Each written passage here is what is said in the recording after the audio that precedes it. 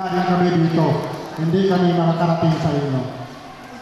Kaya kung makikita natin sa amin, kay maaaring tingin ito kay ambulansya, dahil kung wala siya, hindi kami makakarating ng Luzon dahil ako ay taga Mindanao.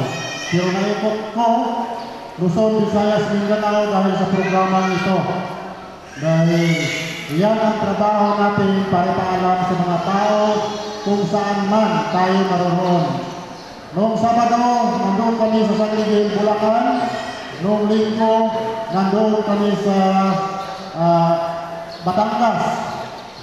So, noong Lunes, PICC sana ako ang punta, pero na-schedule namin doon sa PICC. At ngayon naman, nandito ako sa inyo, kasama namin kayo. Kaya salamat sa inyo. Palakpak naman kayo dyan. So, una, kay Ma'am Alma Bidat, dahil inibitahan kami dito, taas naman tayo. Dahil inibitahan kami dito na papuntahin, kaya kami, saludo kami sa lahat sa inyo dito sa Siniluan. Sa ating kapitan, dahil nakita ko ang kapitan.